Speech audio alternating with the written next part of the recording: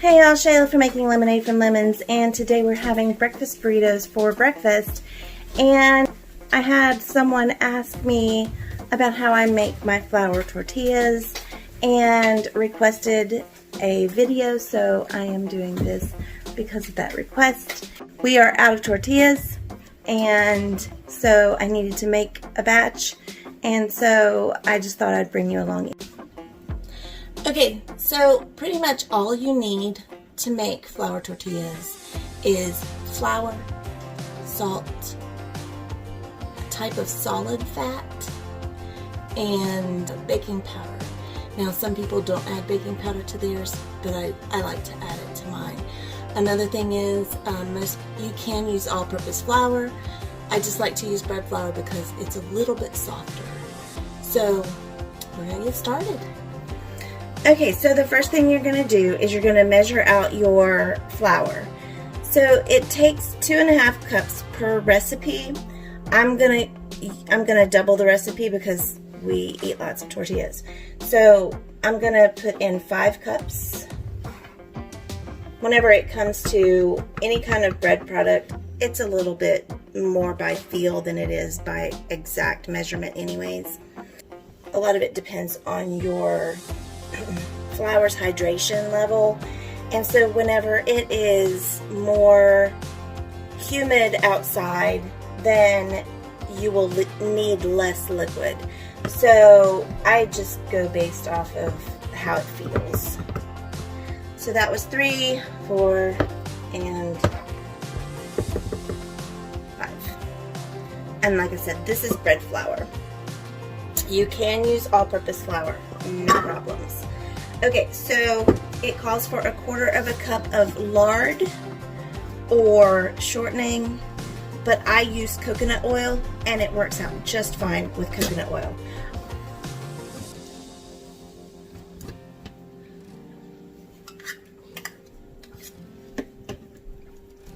You just want to make sure that it's solid.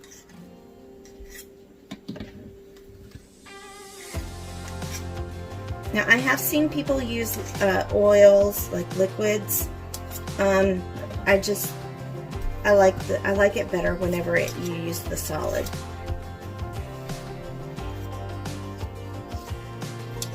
I know that in my husband's family, most of the time they use lard.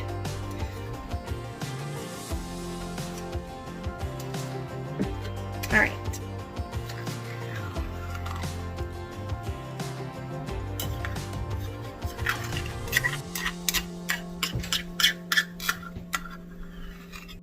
Okay, so the next thing that you're going to do is you're going to take a pastry cutter, or you can use table knives to cut it in.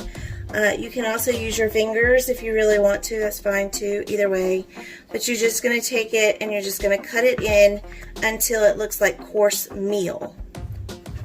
If you've ever seen cornmeal, it looks a little bit denser or thicker in texture than flour does, and that's really what you're wanting to see.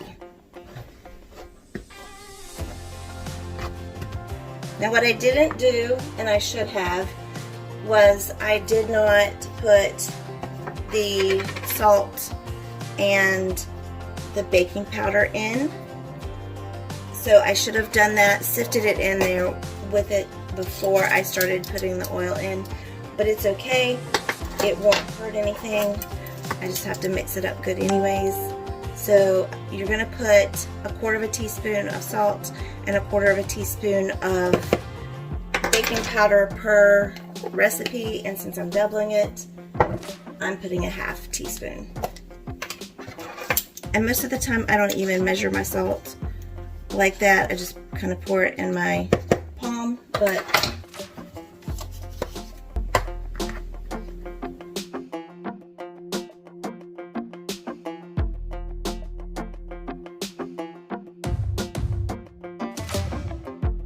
maybe I was blind, known you forever while I tried to find someone that could be my great love. Right? okay. So if you see the texture, let me see if you can see that. So this is the texture that you're looking for. And then what you're going to do is it calls for 2/3 cup of warm water.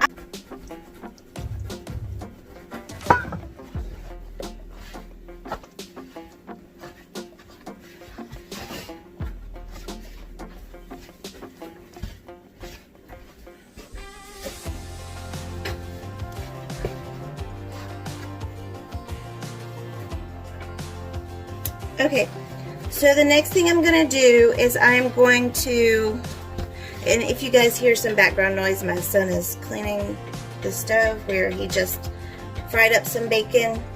So, alright. And he's going to be making some eggs here soon too, so any noise that you hear, that will be what you're hearing.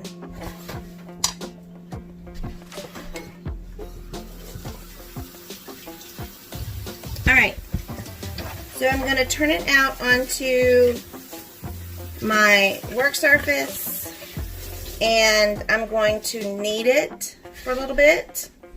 Now you can do this, you can actually technically do this in a stand mixer, and a lot of times I will, but at this point I'm going to do, I'm going to knead it by hand.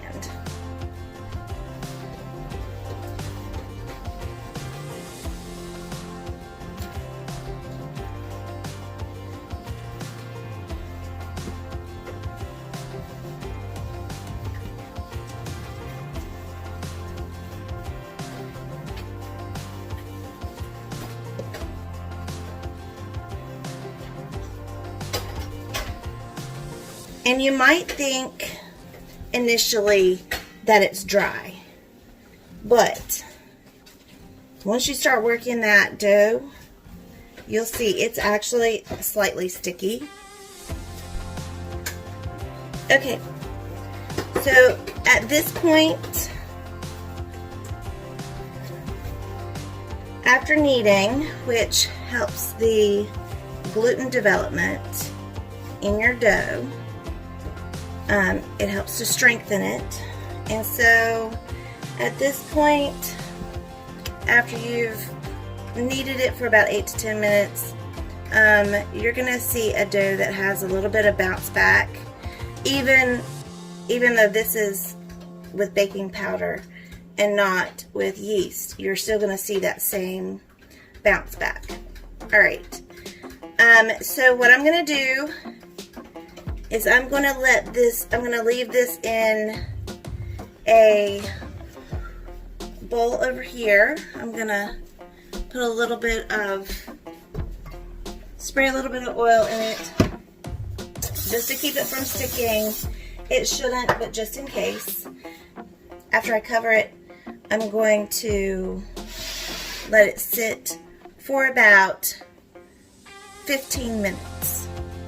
Okay, it's rested about 15 minutes, so I'm going to take it out, and you can tell like it is a lot smoother.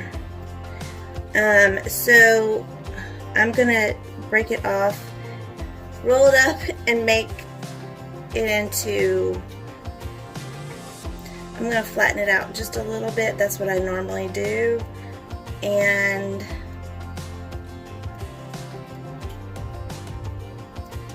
set them to the side. And that's what I do. I try to just tear off enough dough that they're approximately uniform in size. They will not be uniform, they will not be completely round. Whenever I make my tortillas, they are never completely round. So I just try to pat them out in little discs so that it'll be easier and they will be a little bit more uniform.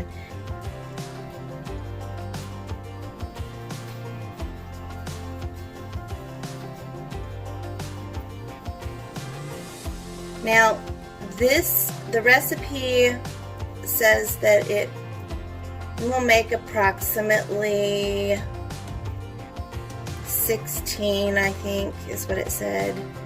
About 16 tortillas I never get that many. So it just depends on how big you want your tortillas. So you can make them any size that you want. Right in front of me, I didn't realize you were my dream. So you took me by surprise. Oh yeah, even in my wildest dreams, I didn't think we were destined to be. And now you're laying next to me. Everything feels like oh yeah. Wanna give you every part of me. I can't believe this is reality. And now you're laying next to me. Everything feels like oh yeah.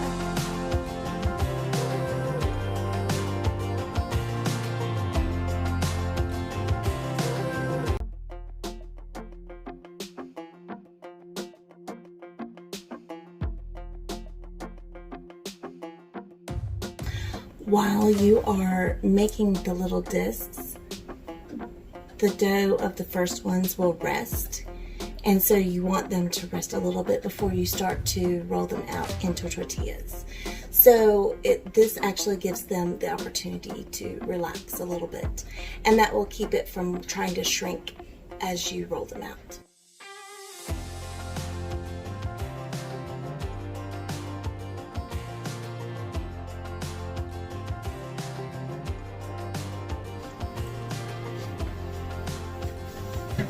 Okay, so now that I have the tortillas patted out, I'm going to start to roll them.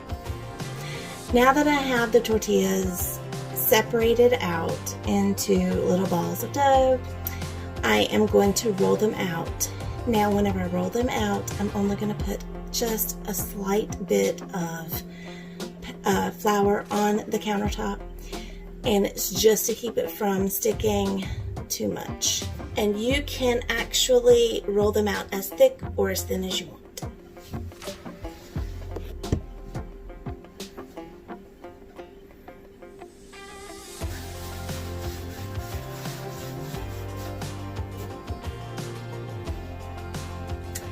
You want to make sure that you have a little bit of flour on your rolling pin as well.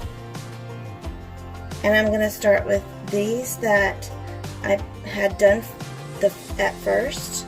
So whenever I organized them back here, I kind of organized them by the ones that were done first. So you see how it shrinks back just a little bit as I'm rolling it out. It really probably should relax a little bit more, but I don't have time to let it relax any more than that. So I'm just going to go ahead and keep rolling them out until they're done. And I just kind of keep moving them around. A lot of times mine actually end up being almost squarish. So that does not make them taste any better or any worse. They just are what they are.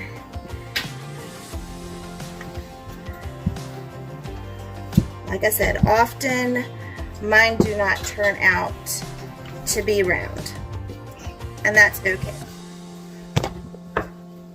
Did you burn yourself, Nick? Yes. You okay? Yeah. Alright, so they are... This would be like a taco size, which is, oops, I just moved the camera. This would be taco size, which is about the size that I would want to use. My boys and my husband, on the other hand, would want something a little bit bigger, and I'm just gonna let it rest on the edge of the bowl for right now until I get some more done. I'm just curious, when did you know you had feelings for me? Maybe somehow we've always known that we have chemistry, but always chasing after someone else. So this took me by surprise. Oh yeah.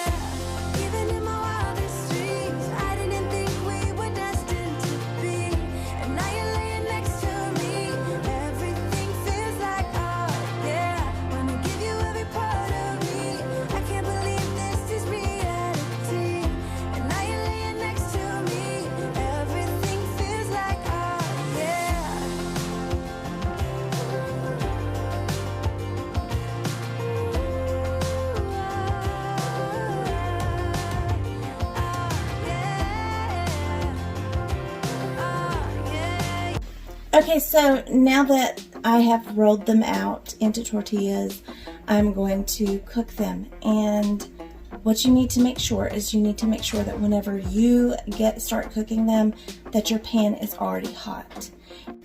Okay, you want to make sure that your pan is pretty hot. And I'm going to show you what it looks like whenever you put the tortilla on there and what it's going to look like while it's cooking. So your pan is really hot, so you need to make sure you're careful when you lay your tortilla down there, but you can use it cooks pretty fast. And you'll start to see bubbles pretty quickly here now that the pan is really hot.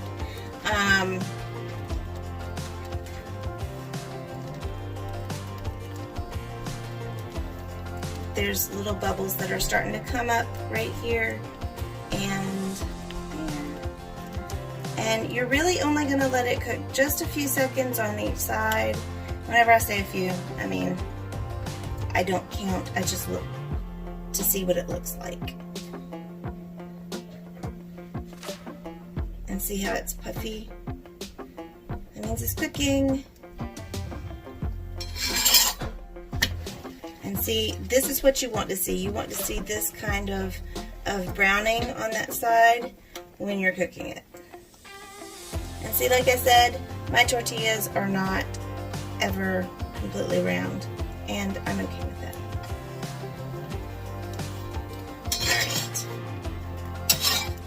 Alright.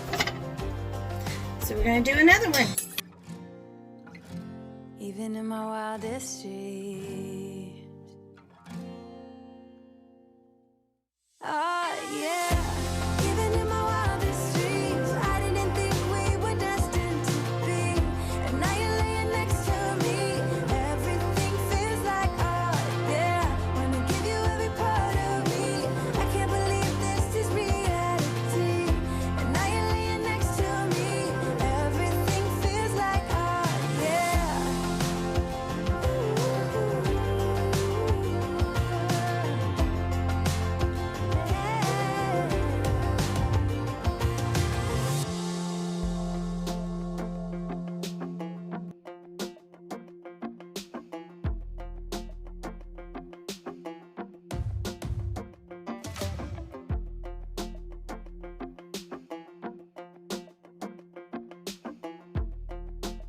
Okay, so this is what they look like, and I'll probably just eat it just like a taco. And this is, I've still got a few left to do, but that's what they look like. And they're really good. So thank you so much for spending time with us today, and we'll see you soon.